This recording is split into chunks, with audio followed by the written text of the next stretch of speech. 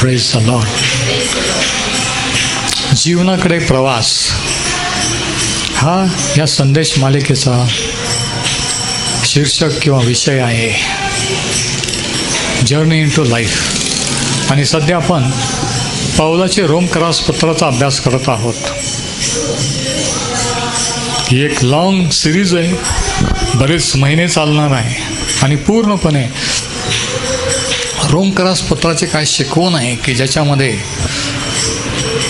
देवाने काय केलं, काय करत आहे, सुवार्ता काय, तारण काय, त्याचे फायदे काय, या इतर महत्त्वाच्या गोष्टी ह्या पत्रामध्ये आहे.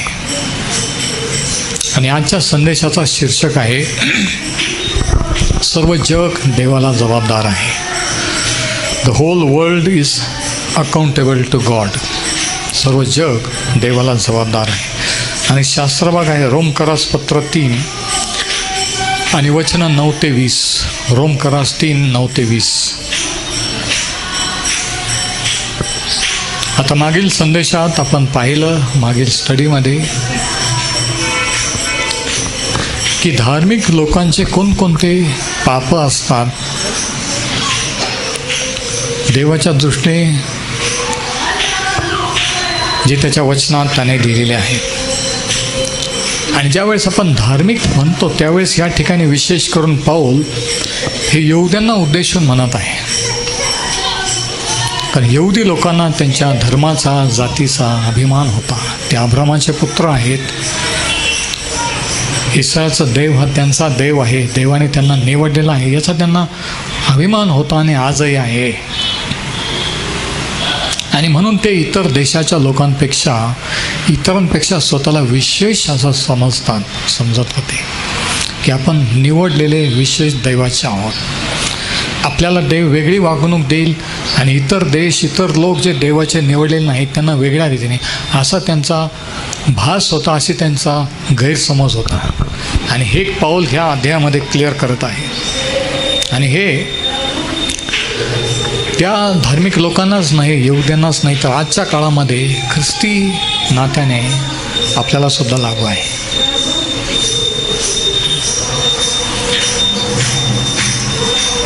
आणि आपण मागच्या संदेशामध्ये देव जगाचा न्याय, लोकांचा न्याय कशाच्या आधारे कसा करतो हे देखील आपण पाहिलं. की देवाचे न्याय करण्याचे 5 तत्व आहेत. त्याचा रिकॅप थोडक्यात मी सांगतो, तुम्ही चेक करा तुमच्या नोट्समध्ये.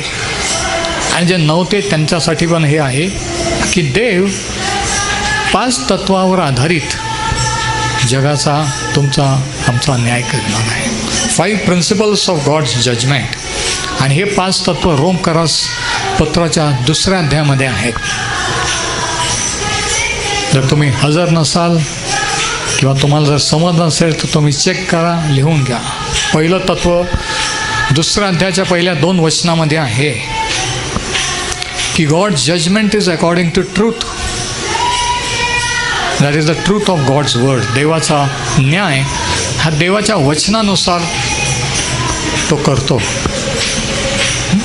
देवाच्या सत्यानुसार करतो. आणि सत्य हे देवाचं वचन आहे. योहान 17:17. म्हणजे देव जगाचा न्याय सत्यानुसार म्हणजे त्याच्या वचनानुसार करणार आहे. पहिली गोष्ट रोमकरास 2:1 आणि 2. दुसरा पॉईंट, देवाचा न्याय हे आपल्या कृत्यांवर किंवा आपण काय करतो ह्याच्यावर अवलंबून आहे. म्हणजे काय, म्हणजे कर्मावर नाही, तर जे आपल्याला माहीत आहे बरं आणि वाईट, जे आपल्याला समजलेलं आहे, ज्याच्यावर आपण विश्वास ठेवलेला आहे, त्याच्यानंतर आपण काय करतो ह्याच्यानुसार आपला तो न्याय करेल. 2रा अध्यायाचं 6वं वचन, it is based on our deeds, that is what we do. Romans 2:6. 3रा पॉईंट, देवाच्या न्यायामध्ये कोणताही भेदभाव नाही, पक्षपात नाही. There is no partiality in God's judgement. रोमकरास पत्र 2 आणि 11. जे नव्हते त्यांनी हे पॉईंट लिहून घ्या. रोमन्स 2:11. चौथं तत्व, चौथा पॉईंट, देवाचा न्याय. We are judged according to the measure of light available to us. जेवढ्या प्रमाणात देवाच्या वचनाचं प्रकाश किंवा देवाच्या वचनाचं ज्ञान आपल्याला आहे, जेवढं माहीत आहे त्यानुसार देव न्याय करणार आहे. आणि जर जास्त प्रकाश आपल्याला मिळालेला आहे, जास्त माहीत आहे, तर आपण जास्त जबाबदार आहोत. Praise the Lord. ज्यांना काही माहीत नाही, पण जर तुम्हाला वर्षानुवर्ष तुम्ही हे ऐकत आहात, तुम्हाला जर जास्त प्रकाश आहेत, जास्त माहीत आहे, तर तुमचा न्याय निवडा त्यानुसार होणार आहे. God judgement is according to the light available to us. The greater the light, the greater the judgement. आणि शेवटचा तत्व, 5वा point, God's judgement is not just of external actions but of the intentions and motives of the heart. God's judgement is not of the external actions but the intentions and motives of the heart. देवाचा न्याय आपण काय करतो एवढ्यावरच नाही, तर आपण ते का करतो, आपला हेतू काय, आपले उद्देश काय, म्हणजे आपले गुप्त विचार काय, ह्याच्यानुसार देव न्याय निवडा करणार आहे. हे 5 तत्व आहे, 5 प्रिन्सिपल्स ऑफ गॉड जज. आणि हे रोमकरास 2 आणि 16 मध्ये सांगितलेलं आहे. Romans 2:16 last point. आणि मग त्यानंतर पौल सांगतो की देव कोणाचा स्वीकार करील, कोणाचा नकार करेल. की ज्यांना जेवढं माहीत आहे, ते माहीत आहे त्याच्याप्रमाणे कसे वागले, त्यांनी त्याचं काय केलं, ह्यानुसार त्यांचा न्याय केला जाईल. आणि ज्यांना माहीत असून देखील त्यांनी ते नाकारलं, ते स्वीकारलं नाही, देवाकडे वळले नाही, त्यानुसार अशांचा तो न्याय करेल. त्यानंतर पौलाने, आणि हे रिकॅप चाललं आहे मागच्या आठवड्याचं, त्यानंतर पौलाने हे सांगितलं की रूढी, परंपरा, विधी, अर्पणं ह्याच्यानुसार किती करतो, काय करतो, ह्यानुसार देव न्याय करणार नाही. कारण इस्रायल लोकांचा विश्वास, ते किती करतात, काय करतात, दर शब्दात दिवशी ते एकत्र येतात, एवढे अर्पण, याच्यावर होता नाही. बऱ्याच वेळेस असं होतं की आपण किती करतो, काय करतो, याच्यावर आपलं लक्ष जातं. पण त्याच्यामुळे आपण नीतिमान ठरत नाही, त्याच्यामुळे आपण देव आपल्याला स्वीकार करत नाही आहे. लक्षात घ्या, परमेश्वर बाहेरील गोष्टी नाही तर तो अंतःकरण पारखतो. म्हणजे उदाहरणार्थ प्रार्थना करणे किंवा चर्चला येणे चांगली गोष्ट आहे, प्रार्थना केली पाहिजे मंडळीमध्ये. पण उद्देश काय आहे की मी किती आत्म्यात हे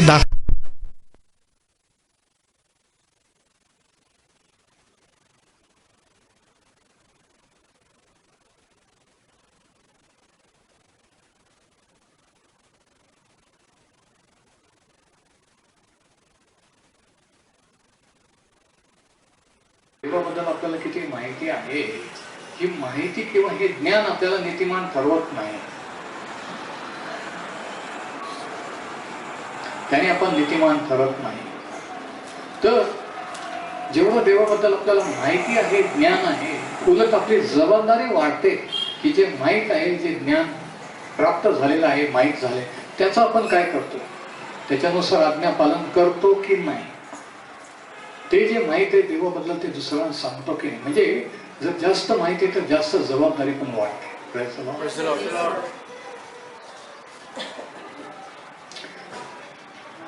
रोमकरास पत्र 3 आणि याच्या पहिल्या 2 वचनामध्ये पौल काय म्हणतो बघा. Romans 3 verses 1 and 2. तर मग यहुद्यांची श्रेष्ठता ती काय, यहुदी लोक का श्रेष्ठ, आणि सोमतेचा लाभ तो काय. सोमता एक विधी होता, तो विधी देवाने अब्रामाशी केलेला जो करार आहे त्या कराराचं प्रतीक होतं. पण तो करार विसरून ते नुसते विधीच करत गेले, सोमताच करत गेले आणि सोमतेला महत्व देत गेले. पण तो विधी कशाचा प्रतीक आहे, देवाशी केलेला करार. मग करार जर देवाशी केला नाही, देवाला जर समर्पण झालं नाही, तर सोमता नुसते करून काय फायदा. आज आपल्याला कसं लागू आहे माहिती आहे का, बाप्तिस्मा ही प्रभूची आज्ञा आहे, पण पश्चाताप जर केला नाही, नुसताच बाप्तिस्मा घेतला तर बाप्तिस्म्याचा काय फायदा. तो विधी केला, पण तो विधी काय केला, तो काय असतो हेच माहित नव्हतं. तसं इस्रायल लोक हे विधी करत होते, अर्पण, सण, वार, शब्दात विवाद करत होते, पण ते काय असतात हेच त्यांना माहित नसायचं. शाबात पाळायचे, पण शाबात विश्रांती आहे की देवाने आपल्यासाठी विश्रांती ठेवलेली आहे. आपल्याला कर्म धर्म करून देवाला खुश करायची गरज नाही. ती विश्रांती म्हणजे आपलं तारण, ती विश्वासाने होतं, काही करून नाही. म्हणून तो दिवस विश्रांतीचा ठेवला की माझ्या विश्रांती द्या. पण ते शाबात पाळत होते, पण त्यांना वाटत होतं की आम्ही करतो म्हणून. पण तो जो दिवस होता तो कशाचा प्रतीक होता, ती जी सुनता होती विधी, तो कशाचं प्रतीक होतं हे माहीत नसताना ते नुसते विधी करत गेली. म्हणून पाऊल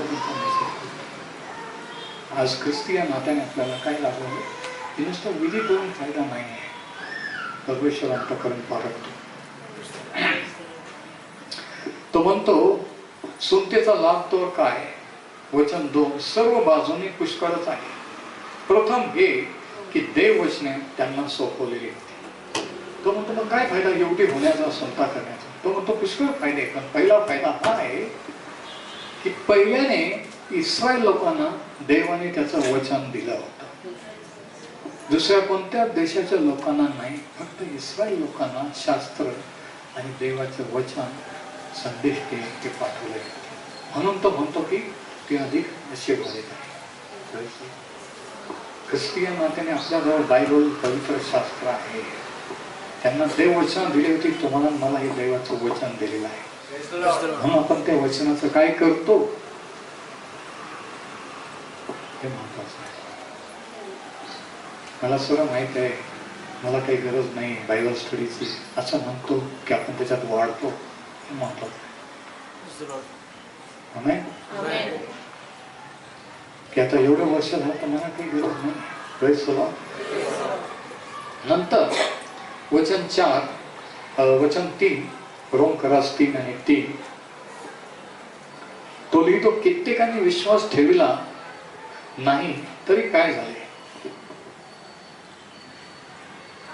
कित्येक लोक जे धर्माने जातीने इस्रायल होते त्यांनी विश्वास ठेवला नाही. त्याने देवाला प्रश्न विचारले, संशय घेतले की देव आमची काळजी घेईल का. त्याने मोशाला दगडमार करायला म्हटले. ते सगळे बिलीवर विश्वासणारे होते असं नाही. तसं आजही सर्व ख्रिस्ती देवाचे लोक विश्वास ठेवणारे असं नाहीये. म्हणून पाऊल म्हणतो की जातीचा धर्माचा अभिमान बाळगायचा नाही. देव अंतःकरण पारखतो. आपण त्या घराण्यात जन्मलो म्हणजे आपण आपोआप आहोत असं समजायचं नाही. Praise the Lord. परमेश्वर अंतःकरण पाहतो. तो म्हणतो विश्वास ठेवला नाही तर काय झाले. त्यांच्या विश्वासहीनतेमुळे म्हणजे विश्वास न ठेवल्यामुळे देवाची विश्वसनीयता व्यर्थ होईल काय.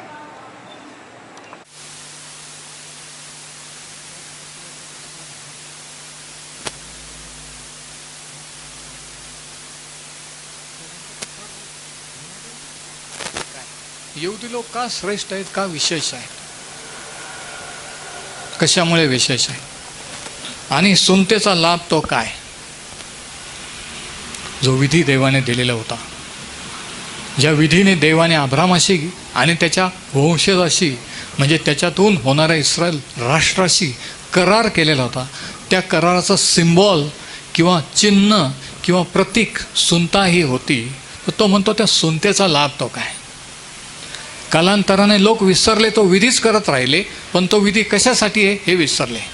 जसे लोक बाप्तिस्मा घेतात, चर्चला येतात, ते एक विधी करतात, पण ते का हे का करायचं हेच कोणाला माहीत नाही. तर तो म्हणतो विधी आहे. तो म्हणतो इस्रायल लोक श्रेष्ठ का आहेत. आणि मग त्याचं उत्तर दुसऱ्या वचनात तो देतो की सर्व बाजूने म्हणजे पुष्कळ फायदे आहेत त्यांना इस्रायली होण्याचे. प्रथम हे की देव वचने त्यांना सोपवलेली होती. पहिला फायदा कोणता आहे इस्रायली होण्याचा, की देवाचं वचन शास्त्र हे देवाने त्याच्या लोकांना दिलेलं होतं. Praise the Lord. हा पहिला लाभ आहे तो म्हणतो यहुदी होण्याचा, इस्रायली होण्याचा. वचन 3 कित्येकाने विश्वास ठेवला नाही तरी काय झाले. त्यांच्या विश्वसनीयहीनतेमुळे देवाची विश्वसनीयता व्यर्थ होईल काय. म्हणजे काय, त्यांनी जर विश्वास ठेवला नाही म्हणून देव जो विश्वासू आहे त्या देवाचा विश्वासूपणा कमी होईल का. नाही, काही फरक पडत नाही आहे. नाही पण आम्ही मानत नाही, काही फरक पडत नाही. नाही पण आम्हाला सर्व माहीत आहे, काही फरक पडत नाही. विश्वास ठेवत नाही म्हणून देव देवाची विश्वसनीयता कमी होत नाही. Praise the Lord.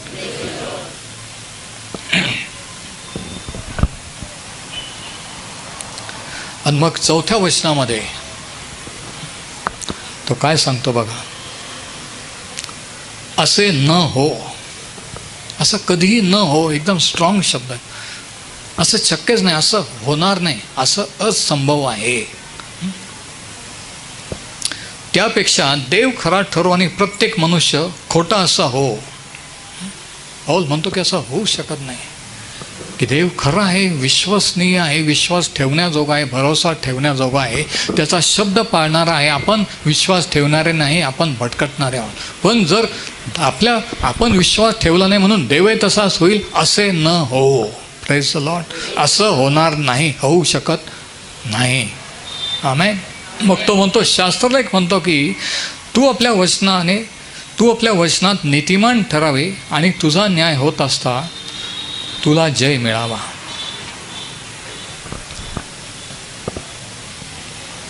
बघा,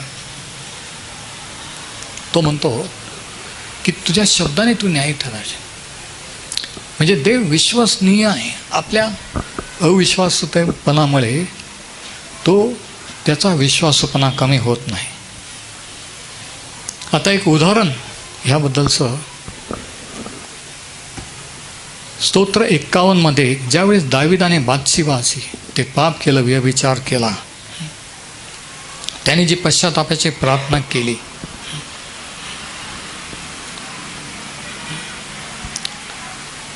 जे 4थ्या वचनात जो शास्त्रलेख आहे, तो शास्त्रलेख आपल्याला स्तोत्र 51 मध्ये आढळतो. म्हणजे पाऊल या शास्त्रलेखाचा आधार घेऊन तो म्हणतो की तू आपल्या वचनात नीतिमान ठरावे आणि तुझा न्याय होत असता तुला जय मिळावा.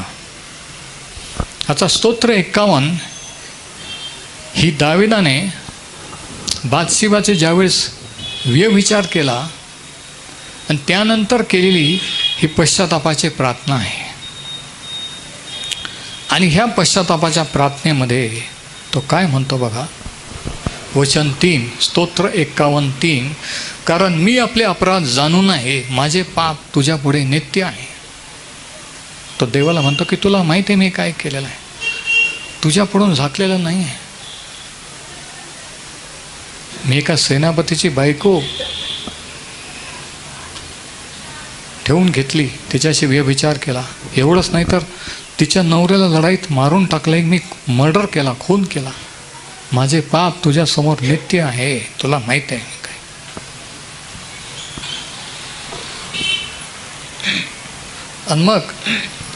आणि हा खरा पश्चाताप आहे. म्हणून पाऊल म्हणतो की आपली विश्वासहीनता देवाच्या विश्वसनीयतेला कमी करू शकत नाही. आपण जरी विश्वासू नसतो तरी देव विश्वासू असतो. तू आपल्या शब्दाने खरा ठरव. आणि मग म्हणजे दावीद या ठिकाणी दावीदाला जाणीव होती की त्याच्या पापाचा परिणाम देवावर आणि इतरांवर काय झालेला आहे. त्याने देवाला दुखवलेलं आहे, देवाविरुद्ध पाप केलेलं आहे. नुसतं बातशिबाच्या नवऱ्याविरुद्ध नाही,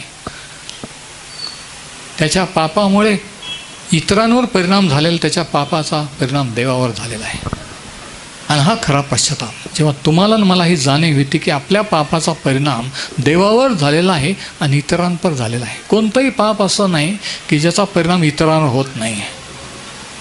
त्याचा इफेक्ट देवावर तर होतोच, पण दुसऱ्यांवर सुद्धा होत असतो, है ना. बघा,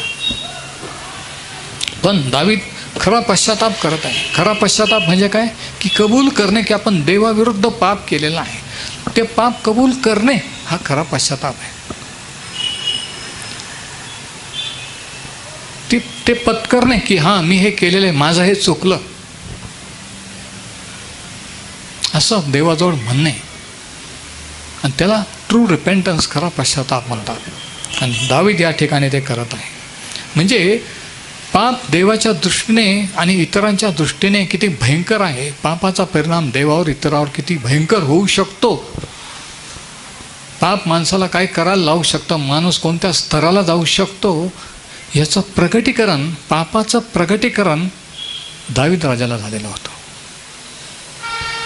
रेव्हलेशन ऑफ सिन. आणि ज्यावेळेस ते कळतं की देवाविरुद्ध, त्यावेळेस माणूस पश्चाताप करतो. आणि जोपर्यंत हे कळत नाही की देवाने पापामुळे मी देवाविरुद्ध पाप केलं, दुसऱ्या विरुद्ध केलेला आहे, ह्याचे परिणाम मला भोगाय, तोपर्यंत आपण ते पाप कबूल करत नाही. खरा पश्चाताप कधी होतो? ज्यावेळेस आपण कबूल करतो की देवाविरुद्ध हे पाप केलेले, दुसऱ्यांविरुद्ध केलेलं आहे. तिथून खरी पश्चातापाची प्रार्थना सुरू होते. पश्चाताप म्हणजे नुसतं रडणं नाही, नुसतं सॉरी म्हणणं नाही की मला क्षमा कर. किती सिरियस गोष्ट आहे, किती गंभीर गोष्ट आहे की देवाचा कोप ओढवून घेतलेला आहे. एक दिवशी तो फेस करायचा आहे. दुसऱ्या दुःखाला, दुसऱ्या विरुद्ध पाप केलेलं आहे, त्यांचाही रोष ओढून घेतलेला आहे, त्यांचे गंभीर परिणाम हो. हे सिरियसनेस जेव्हा कळतील तेव्हा माणूस क्षमा मागायला लागतो. आणि तो खरा पश्चाताप असतो. आणि तो या ठिकाणी दावीद राजा करत आहे. तो म्हणतो 4थ्या वचनामध्ये, स्तोत्र 51:4, तुझ्या विरुद्धच मी पाप केले आहे. बघा, त्याला जाणीव झाली की पाप हे पहिल्याने माणसाविरुद्ध नाही आहे, बादशेबाच्या नवऱ्याविरुद्ध नव्हतं, देवाविरुद्ध होतं. पाप हे तुमच्या पतीविरुद्ध, पत्नीविरुद्ध नसतं, पहिल्याने देवाविरुद्ध असतं. मग ते कोणतंही असो, नंतर त्यांच्या विरुद्ध असतं. त्याचा परिणाम देवावर पण होतो, त्यांच्यावर पण होत असतो. ह्याची जाणीव जेव्हा होते तेव्हा माणूस पश्चाताप करून क्षमा मागायला. तोपर्यंत त्याला वाटतं की मी काही केलेलं नाही आहे, या इस्रायल लोकांसारखं की मी पण धार्मिक आहे, मी पण देवाचा निवडलेला आहे, मी हे करतो ते करतो. त्याच्यात माणसाला अभिमान असतो.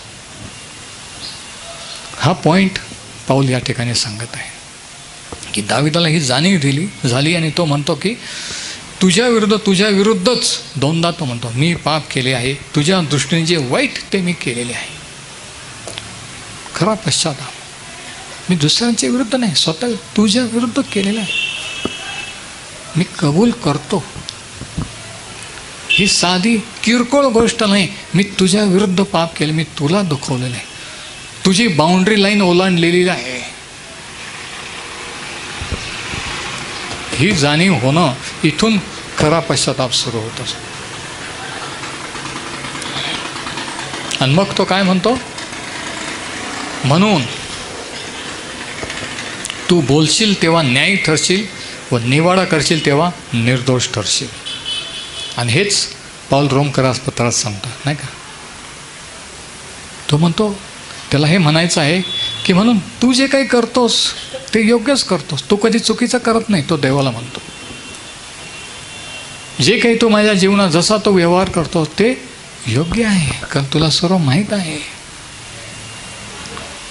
Praise the Lord.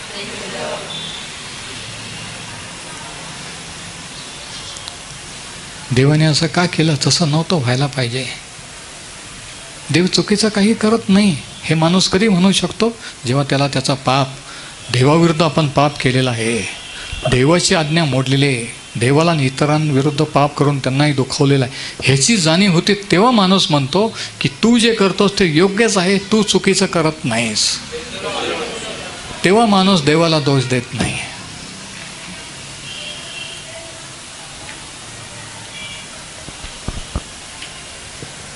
पुढे वचनं 5 आणि 6, रोमकरास पत्र 3 आणि वचनं 5 आणि 6. तरी पण आपल्या अनितीमुळे देवाचे नीतिमत्व स्थापित होते, तर यावरून काय म्हणावे? म्हणजे तो उलट बोलतो, उलट प्रश्न रूपाने तो इस्रायल लोकांना उद्देशून सांगतोय. आणि ही पद्धत प्रभू येशूची होती. ही पद्धत यहुदी इस्रायल लोकांची. प्रश्नाचं उत्तर प्रश्न विचारले ते देत असते. जसं त्यांनी विचारलं की आम्ही तिला व्यभिचारात पकडलं, काय करावे? प्रभू येशूला प्रश्न विचारला. त्याने प्रश्नाचं तो प्रश्नाने दिलं की तुमच्या शास्त्रलेखात काय लिहिले हे तुमच्या वाचण्यात आले नाही काय? यहुदी लोक प्रश्नाचं उत्तर प्रश्नाने देत होते.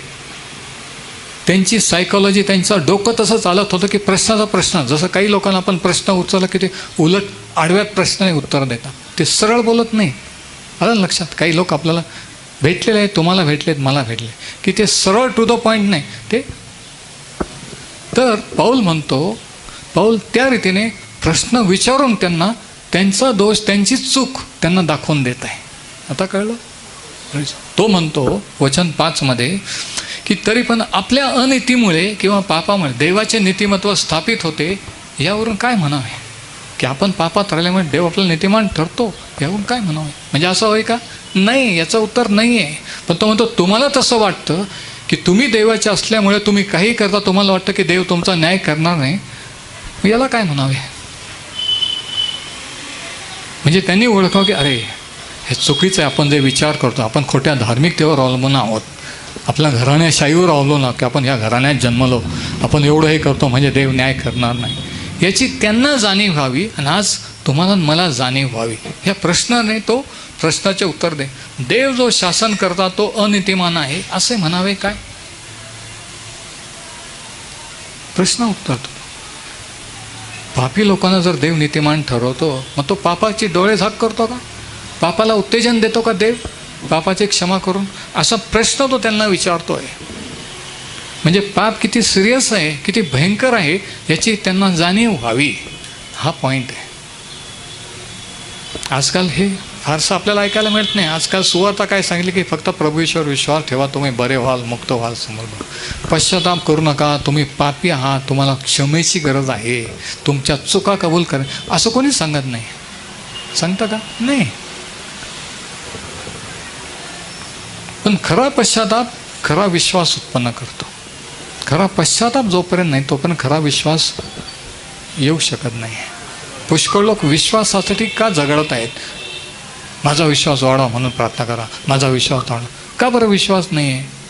कारण खरा पश्चाताप नाही आहे, खरी पाप कबुली केलेली नाही, स्वतःचे दोष स्वतःच्या चुका दिसत नाही, दुसऱ्यांच्या दिसतात. म्हणून असं वाटतं की मी ओके, माझ्यात काही प्रॉब्लेम नाही आहे, मग का बरं माझा विश्वास वाढवा? अरे पण तू ओके नाही आहे.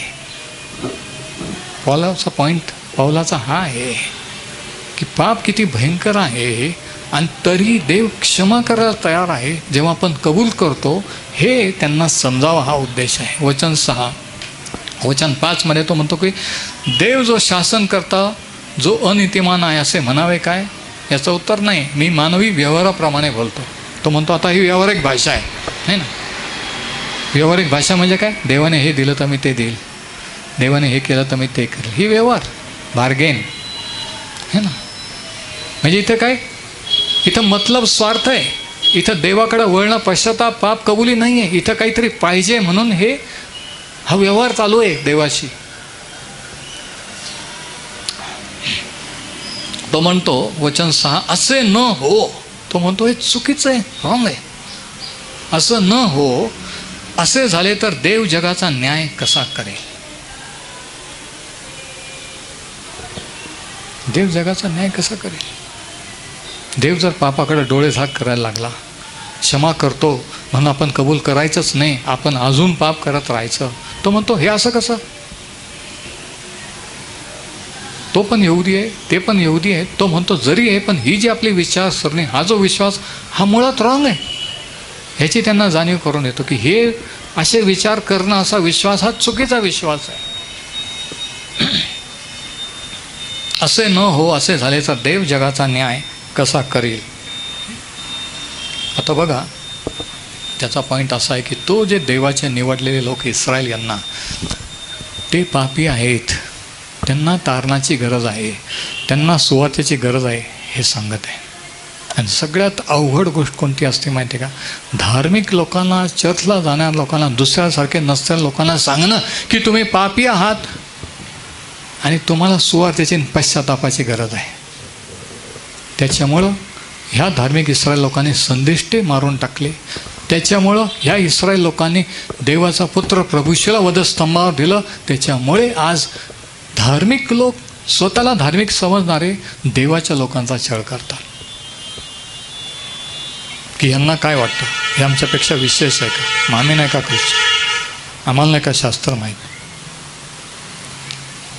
धर्म माणसाला आंधळ करतो. धर्म माणसाला खोटा विश्वास, खोटा भ्रम निर्माण करतो की मी कोणीतरी आहे, मी कोणीतरी विशेष आहे इतरांपेक्षा, देवाने मला आत घेतलंच पाहिजे, माझं सहन केलंच पाहिजे, माझी क्षमा केलीच पाहिजे, माझ्या प्रार्थनेचं उत्तर दिलंच पाहिजे, असं विचार करायला होतो आणि शेवटी माणसाचा नाश करतो. म्हणून धार्मिकता, म्हणून प्रभू येशू म्हणतो मी धार्मिकच नव्हे तर पापी जनांना तयार झाल्या. फाजील धार्मिक होऊ नको शास्त्र सांगतं. दिखाऊपणा म्हणजे डुप्लिकेट म्हणजे दाखवणं, एका टोनमध्ये बोलणं, चर्चमध्ये आल्यानंतर वेगळं बोलणं, बाजारात असलं तर वेगळा भाषा, घरात वेगळ्या आवाजात, इथं वेगळं, हे काय, ही फाजील धार्मिकता आहे, ही रिॲलिटी नाही आहे. रिअल म्हणजे काय, चर्चमध्ये जसं आहे तसंच आवाज बाहेर आला पाहिजे, तसंच घरात आला पाहिजे, तिथं जसं वागतो तसं ते रिअल. म्हणजे काही डुप्लिकेटपणा किंवा काही भासवणं, दाखवणं, काहीतरी इम्प्रेस करणं नाही आहे. तर पाऊल हेच सांगतो आहे. इस्रायल लोकांना सगळ्यात अवघड गोष्ट, धार्मिक लोकांना, तुम्ही धार्मिक असून देखील तुम्हाला सुवार्थेची, पश्चातापाची गरज आहे. तुम्ही देवाच्या दृष्टीने पापी आहात हे सांगणं सगळ्यात कठीण गोष्ट असते. म्हणून त्यांनी संदेश त्यांचा छळ केला, प्रभू येशूचा छळ केला, आणि ते धार्मिक लोक आज आपलाही छळ करतात.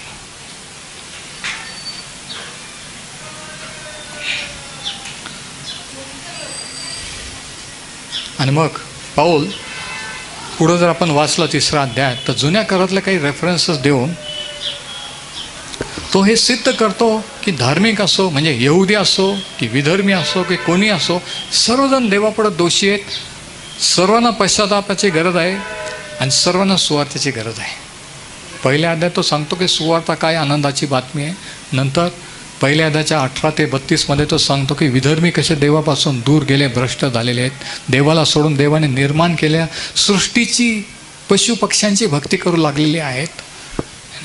दुसरा अध्याय तो सांगतो की जे नैतिक आहेत, ते जे म्हणतात आम्ही दुसऱ्यांसारखे चांगलं वागतात, ते पण कसे दोषी आहेत. 3रा अध्याय तो सांगतो की जे यहुदी स्वतःला धर्माने यहुदी समजतात, जातीने अब्रामाचे संतान समजतात, ते पण कसे दोषी आहेत आणि त्यांनाही कशी सुवार्थेची तारणाची गरज आहे हे तो सांगतोय.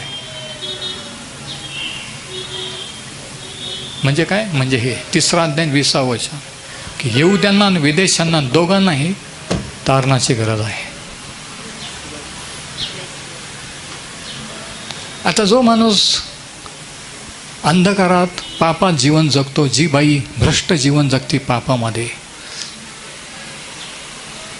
त्यांना जाणीव असते की आपण हे पापी आहोत. त्यांना सांगितलं तर ते कबूल करतात, त्यांना माहीत आहे की हे आहे पापी आहोत. ह्याची जाणीव होणं पापात राहणाऱ्यांना ते अवघड वाटत नाही आहे. पण धार्मिकतेमध्ये राहिलेल्या लोकांना सांगणं की देवाच्या दृष्टीने ही धार्मिकतासुद्धा चुकीची आहे हे सांगणं कठीण असतं. पापात राहणारे कबूल करतात की हां आम्ही हे याच्यामध्ये राहतो, आम्हाला माहिती आहे की हे रॉंग आहे, चुकीचं आहे. म्हणजे धर्माचरण करतात, चांगले वागून त्यांना वाटतं की चांगले कर्म केल्यामुळे त्यांना सांगणं की तुम्ही देवाच्या दृष्टीने पापी आहात, तुम्हाला पापाच्या क्षमेची तारणाची गरज आहे, ते अवघड आहे. ते अवघड आहे. त्याच्यामुळे राग रोष निर्माण होतो, त्याच्यामुळे विरोध होतो की आम्हाला सांगता का, आम्ही काय ह्यांच्यासारखे त्यांच्या कोणासारखे आहात आणि काय करता हा विषय नाही आहे. देवाच्या दृष्टीने अब्रामाचे संतान असल्यामुळं पापी ठरलेले आहात. म्हणून बाहेरून काय करतात काय नाही करत हा विषय नाही.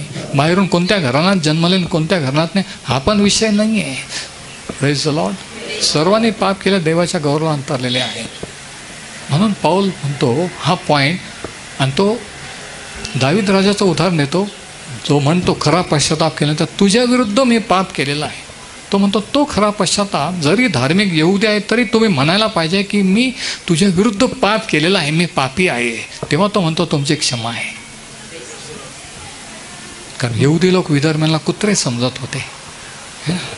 जेव्हा ती बाई मागं आली की माझ्या मुलीला दुष्टात्मा लागलाय, बरं करा. शिष्यांना कटकट वाटली. शिष्य काय म्हटले, त्या बाईला हाकलून द्या, काय कटकट आहे, कशाला डिस्टर्ब करते.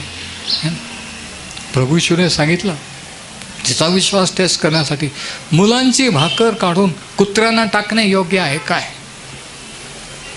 एक कट्टर यहुदी, कारण प्रभू येशू पूर्ण यहुदी भाषेत यहुदी याच्यात सांगितलं की मुलांची भाकर म्हणजे हिलिंग किंवा शारीरिक आरोग्य मुलांची भाकर आहे, अधिकार आहे देवाच्या मुलांचा, ती काढून कुत्र्यांना म्हणजे विदेशांना टाकणं योग्य आहे का? कारण यहुदी लोक विदेशांना कुत्रे समजत होते. आणि पाऊल ह्या ठिकाणी रोमकरासमध्ये त्यांना सांगतो की त्यांना कुत्रे समजू नका. देवाच्या दृष्टीने तुम्ही जरी यहुदी असलं तरी तुम्हालाही पश्चाताप करण्याची आणि तुम्हालाही तारणाची गरज आहे. आज आपल्याला हे असं लागू की आपण ख्रिस्ती समजू नये, तर आपल्याला पश्चातापाची आणि तारणाची गरज आहे. आपण खोट्या भ्रमात भासमध्ये राहू नये की एवढ्या वर्षापासून मी चर्चला येतो, मी हे करतो ते करतो म्हणजे मला गरज नाही त्याला गरज आहे, असं नाही आहे ते. हालेलुया. आणि मग स्तोत्र 14 तो हे प्रूव्ह करतो की आता वचन 10 आणि 12 बघा. रोमकरास 3, 10 आणि 12.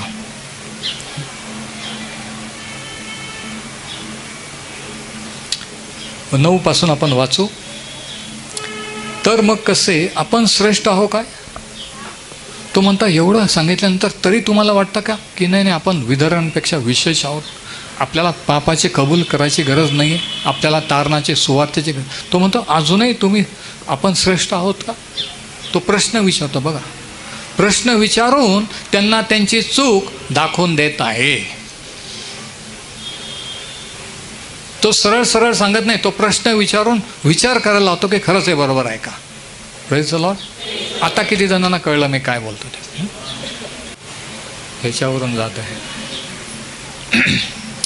वचन 9. तर मग कसे आपण श्रेष्ठ आहो काय? मुळीच नाही. कारण यहुदी व हेलेनी ही उभयता पापवश आहेत असा आरोप आम्ही सर्वांवर अगोदरच ठेवला आहे. तो म्हणतो आम्ही जे प्रेषित आहोत की यहुदी पण देवासमोर पापी आहेत आणि विधर्मी पण पापी आहेत आणि दोघांनाही पण सुवार्थेची आणि तारणाची गरज आहे. तो म्हणतो आम्ही माघार घेत नाही, आम्ही सॉरी म्हणत नाही. आम्ही जे म्हटलो ते म्हटलो की तुम्ही जरी देवाचे असेल तुम्हालाही पश्चातापाची गरज आहे आणि विदेशांना पण गरज आहे. हे आम्ही आरोपच ठेवलेला, अगोदरच ठेवलेला आहे. तो म्हणतो वचन 10. शास्त्रलेख म्हणतो नीतिमान कोणी नाही, एक देखील नाही. जाणता कोणी नाही, देवाचा शोध करणारा कोणी नाही. सर्व बहकले आहेत, ते एकंदर निरुपयोगी झाले आहेत. सत्कर्म करणारा असा कोणी नाही, एकही नाही. असा तो शास्त्रलेख आहे म्हणतो. आता शास्त्रलेख आहे जेव्हा म्हणतो याचा अर्थ जुन्या करारातल्या शास्त्रलेखाचा तो रेफरन्स देतो. म्हणजे स्तोत्र 14 आणि स्तोत्र 53 ह्याच्यातले वचनं, याचा तो आधार घेऊन सांगतो की असा शास्त्रलेख. त्याच्यापैकी आपण फक्त स्तोत्र 14 ह्याच्यातले काही वचनं बघूया. तो म्हणतो की शास्त्रलेख असा आहे काय आहे की नीतिमान कोणी नाही, एकही नाही, देवाचा शोध करणारा कोणी नाही. आता आपण बघू स्तोत्र 14 काय म्हटलेलं आहे. Psalm 14. स्तोत्र 14. मूढ आपल्या मनात म्हणतो देव नाही, लोक दुष्ट व अमंगळ कर्मे करीतात, सत्कर्म करणारा कोणी नाही. मूर्ख आपल्या मनात काय म्हणतो? देव नाही. म्हणजे देवाच्या दृष्टीने जो नास्तिक आहे, देवाला न मानणार तो कोण आहे? मूर्ख आहे. तो जरी PhD असला, तो जरी मोठ्या हुद्द्यावर असला, किती सुशिक्षित असला, टॉप लेवलचा असला, तरी देवाच्या दृष्टीने तो मूढ किंवा मूर्ख आहे. मूढ आपल्या मनात म्हणतो की देव नाही. चुकीचा विश्वास, चुकीचं जीवन माणसाला जगायला होतं. म्हणजे काय? म्हणजे हे wrong believing leads to wrong living. विचार जर चुकीचे असले तर आचरणही चुकीचं असेल, पण विचार जर योग्य असले तर आचारही योग्य असतील. Praise the Lord. समजते ना? काहीतरी समजते ना? चुकीचा विश्वास, चुकीचे विचार असले सगळं चुकीचंच होत राहणार. पण जर योग्य शिक्षण मिळून योग्य विश्वास असला तर जीवन पण योग्य असणार. सांगावं नाही लागणार हे करू नका ते करू नका. पण जर करतात म्हणजे विश्वास किंवा विचारसरणी रॉंग आहे म्हणून. बघा, तो म्हणतो लोक दुष्ट कर्मे करता. वचन 2 स्तोत्र 14:2. कोणी समंजस आहे काय? कोणी देवभक्त आहे काय? हे पाहण्यासाठी परमेश्वराने मानवाकडे स्वर्गातून अवलोकन केले. हे पाहण्यासाठी देवाने स्वर्गातून खाली पाहिले. आणि काय पाहिले? ते सर्व मार्गभ्रष्ट झाले आहेत, एकूण एक बिघडले आहेत. सत्कर्म करणारा असा कोणी नाही, एकही नाही.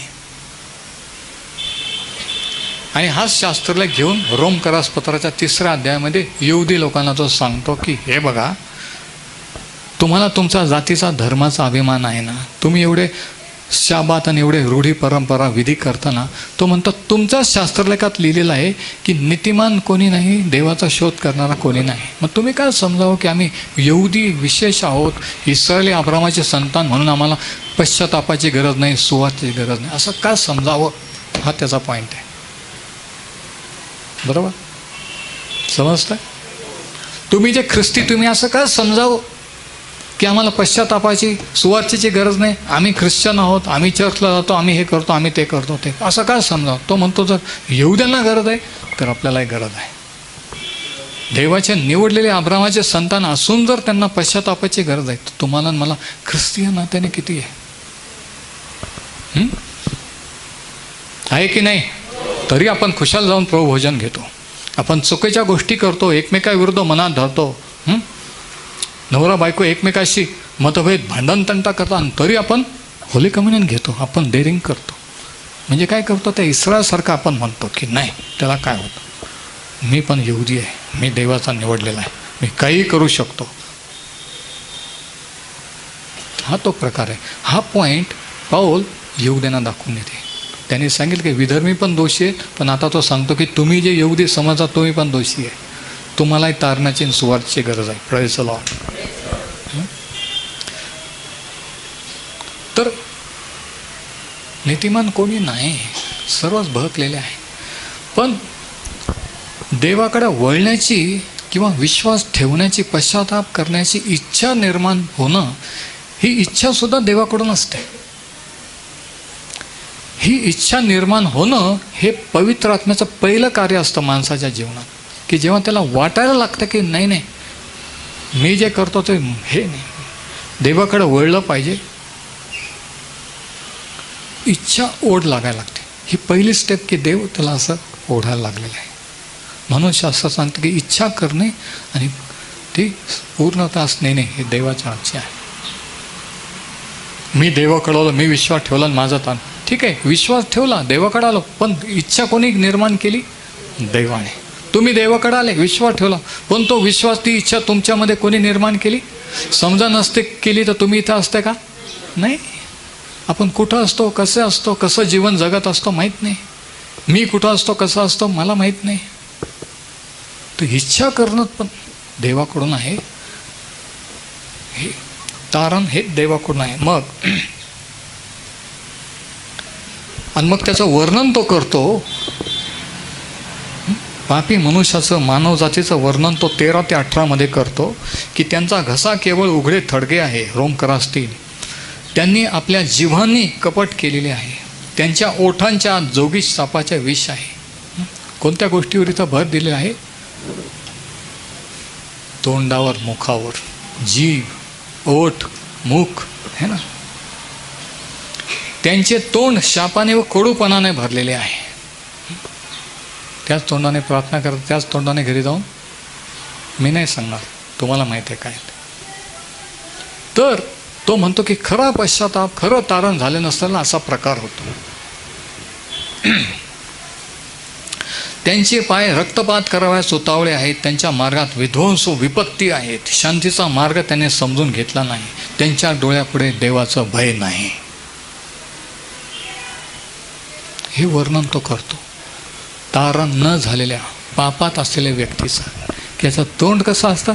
भ्रष्ट असतं.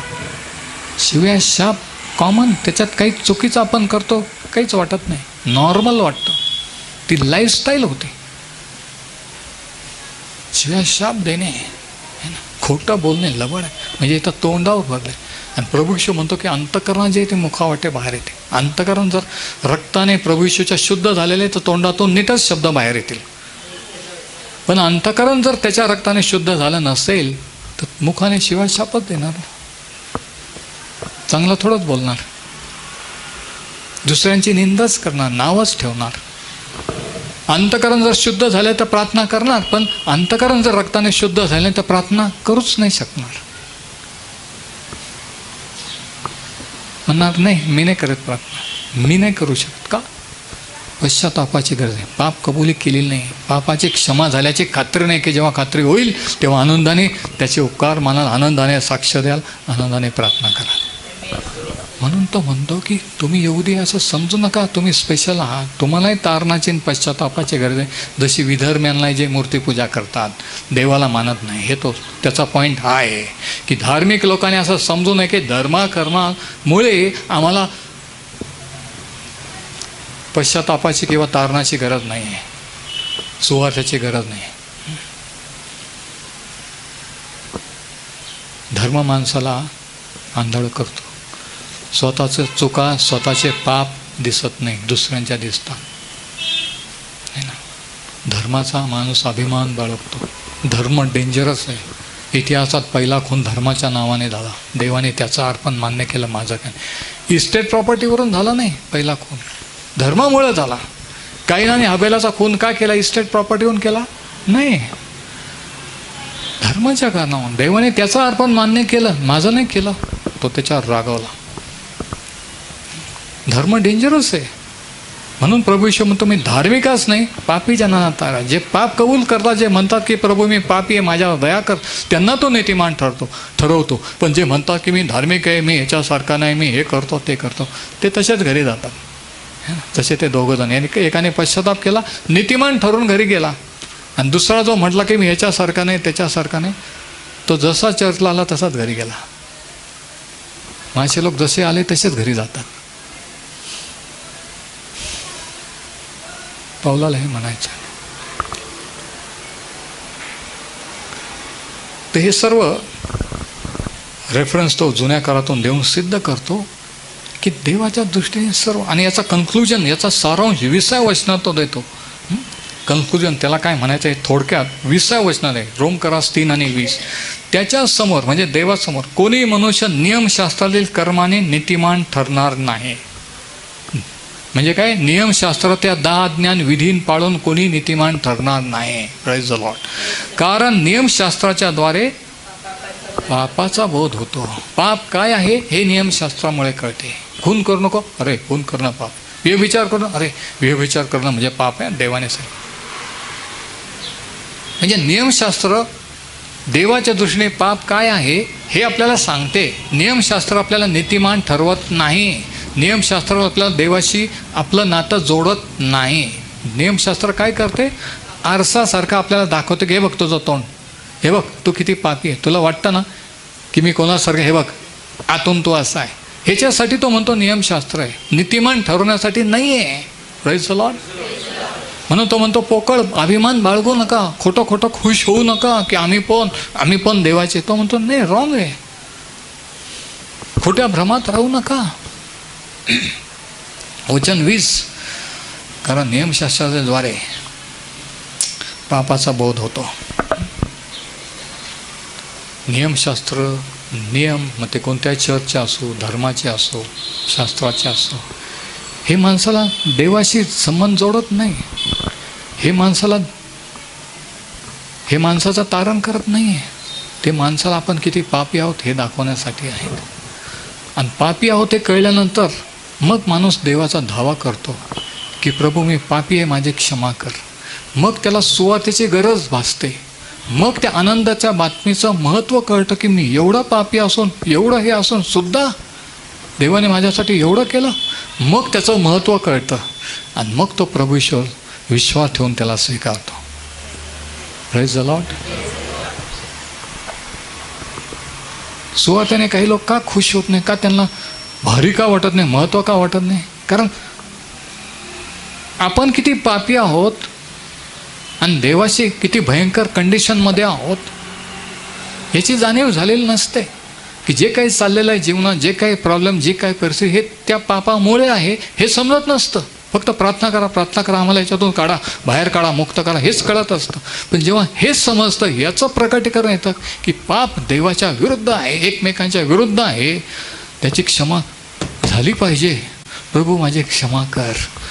आणि मग जेव्हा माणूस वधस्तंभाकडे पाहतो की प्रभू ईश्वरने तर क्षमा करून ठेवलेली आहे, तारण उपलब्ध दिलेली आहे, मग तो कृतज्ञतेने आनंदाने ते स्वीकारतो. मग तो म्हणत नाही की माझी तयारी नाही आहे. प्रभोजन का नाही घेतलं? नाही, आमची तयारी नव्हती. का बरं तयारी करायला किती वर्ष लागतात, किती महिने लागतात? खऱ्या मनाने पश्चाताप केला तर 2 मिनिटात तुम्ही पश्चाताप करून देवापुढं गुडघे टेकवू शकता. तयारी नाही म्हणजे काय? तयारी म्हणजे देवाकडे वळण्याची माझी इच्छा नाही आहे, अमुक व्यसन सोडण्याची, अमुक पाप सोडण्याची माझी इच्छा नाही आहे. मला याच्यात राहू द्या, काय व्हायचं ते होईल, मी भोगेल, माझं कुटुंब, माझे मुलं बाळं भोगतील. जसं ते म्हणलं की त्याचं रक्त आमच्या मुलाबाळावर असो, पण ह्याला कृषी द्या, तसं म्हणणं आहे ते.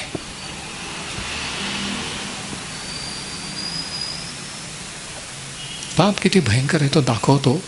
पापाच्या क्षमेची किती गरज आहे, सुवार्थेची गरज आहे, हे पाऊल या 3ऱ्या अध्यायात दाखवत आहे. आणि मग तो हे कन्क्लुजन करतोय की नियमशास्त्र आपल्याला धार्मिक ठरवू शकत नाही आहे. शेजाऱ्याकडे पाहून म्हणा, नियमशास्त्र मला नीतिमान ठरवू शकत नाही.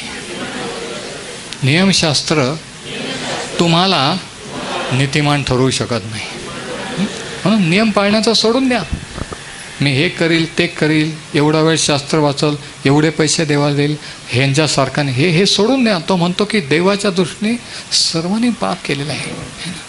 त्यांचं मुख असं आहे, शिवाय शापाने भरलेले, अंतःकरण पापाने भरले. तो म्हणतो म्हणून सगळ्यांना सुवार्थेची तारण्याची गरज आहे. Praise the Lord.